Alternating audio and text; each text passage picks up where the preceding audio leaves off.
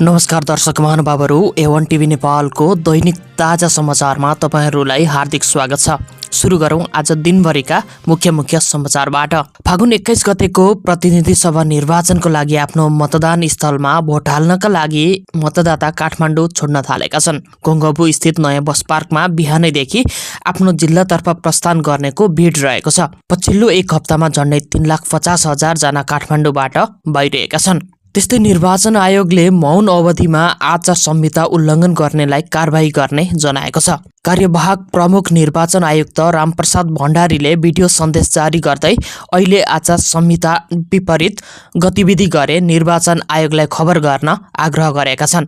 निर्वाचन सम्पन्न भइसके पछाडि छिटोभन्दा छिटो निर्वाचन आयोगले नतिजा सार्वजनिक गर्ने निर्वाचन आयोगले जनाएको छ। मतपेटिका प्राप्त भएको 24 घण्टाभित्र मत परिणाम घोषणा गर्ने लक्ष्य निर्वाचन आयोगले राखेको छ। रामेछापमा निर्वाचन सामग्री बोकेको गाडी दुर्घटना हुँदा 2 जनाको ज्यान गएको छ। हिजो मतदान सामग्री र निर्वाचन कर्मचारी भएको गाडी दुर्घटनामा घाइते भएका मतदान अधिकृतको पनि ज्यान गएको जिल्ला प्रहरी कार्यालय रामेछापका सूचना अधिकारी राजन तिमल सिन्हाले जानकारी दिनुभयो। दुर्घटनामा घाइते भएका मतदान अधिकृत डोरप्रसाद घिमिरे मन्थली अस्पतालमा उपचारका क्रममा ज्यान गएको हो। दुर्घटनामा त्यसअघि असही परशुराम यादवको ज्यान गएको थियो। बाँकी 7 जना घाइतेको काठमाडौँको छाउनी अस्पतालमा उपचार भइरहेको छ। रामेछाप नगरपालिका 2 देउराली जाँदै गरेको ना 7 ख 6738 नम्बरको गाडी हिजो दुर्घटना भएको थियो।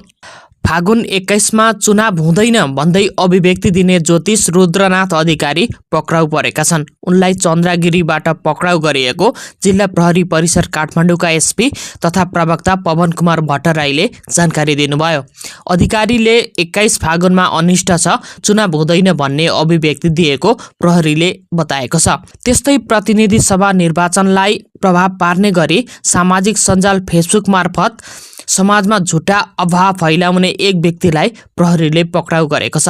पक्राउ पर्नेमा सुनसरी इनौरा नगरपालिका वडा नम्बर 3 महेन्द्र चोक बस्ने 27 वर्षीय रामचन्द्र ठाकुर रहेका छन्। उनलाई इनौरा महेन्द्र चोकबाट अफवाह फैलाउन प्रयोग गरिएको मोबाइल डिभाइस सहित पक्राउ गरिएको हो। उनीमाथि थप अनुसन्धान गर्ने कार्य भइरहेको जिल्ला प्रहरी कार्यालय सुनसरीका नायब प्रहरी उपरीक्षक तथा सूचना अधिकारी चन्द्रबहादुर खड्काले जानकारी दिनुभयो।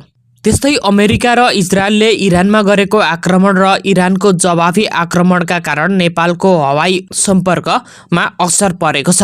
त्रिभुवन अन्तर्राष्ट्रिय विमानस्थल कार्यालयका अनुसार सोमबार मात्र पूर्व निर्धारित कुल 16 अन्तर्राष्ट्रिय उडान रद्द भएका छन्। झापा 5 अन्तर्गत दमकमा मौन अवधिमा आचार संहिता उल्लङ्घन गर्ने 6 जना व्यक्तिलाई प्रहरीले नियन्त्रणमा लिएको छ। आगामी निर्वाचनलाई लक्षित गर्दै जारी गरेको मौन अवधिका क्रममा आचार संहिता विपरीत गतिविधि गरेको आरोपमा उनीहरूलाई प्रहरीले नियन्त्रणमा लिएको हो। आज पनि सुनको भाउ बढेको छ। आज सुन तोलामा 2,500 रुपियाँले बढेर 3,28,600 रुपियाँमा कारोबार भइरहेको नेपाल सुन चाँदी व्यवसायी महासंघले जनाएको छ। हिजो सुनको भाउ तोलामा 3,26,100 रुपियाँ रहेको थियो। हिजो सुनको भाउ एकै दिन तोलामा 5,000 रुपियाँले बढेको थियो। त्यस्तै आज चाँदीको भाउ पनि घटेको छ। चाँदी तोलामा 205 रुपियाँले घटेर तोलाको 5,815 रुपियाँ कायम भएको महासंघले जनाएको छ। हिजो चाँदीको मूल्य 6,020 रुपियाँ रहेको थियो। चीनले मध्यपूर्वमा भड्किएको द्वन्द्व अन्त्यका लागि युद्धविराम तथा कूटनीतिक पहल गर्न आह्वान गरेको छ। विदेश मन्त्रालयका प्रवक्ताले दिएको जानकारी अनुसार द्वन्द्व अन्त्यका लागि सबैभन्दा पहिले सैन्य कारबाहीको तत्काल अन्त्य र द्वन्द्वको फैलावट रोक्नुपर्ने बताएका छन्। वार्ताको माध्यमबाट समस्याको समाधान खोज्न उहाँले आग्रह गरेका छन्। र अन्त्यमा खेल प्रसङ्ग आइसिसी टी20 विश्वकप 2026 को सेमी फाइनल समीकरण पूरा भएको छ। सुपर 8 को अन्तिम खेलमा साविक विजेता भारतले वेस्ट इन्डिजलाई आइतबार पराजित गरेसँगै सेमी फाइनल समीकरण पूरा भएको छ। भारतभन्दा अगाडि साविक विजेता दक्षिण अफ्रिका, इङ्ल्यान्ड र न्युजिल्यान्ड सेमी फाइनलमा प्रवेश गरिसकेका छन्। पहिलो सेमी फाइनलमा दक्षिण अफ्रिका र न्युजिल्यान्ड खेल्नेछन् भने दोस्रो सेमी फाइनलमा भारतले इङ्ल्यान्डको सामना गर्नेछ।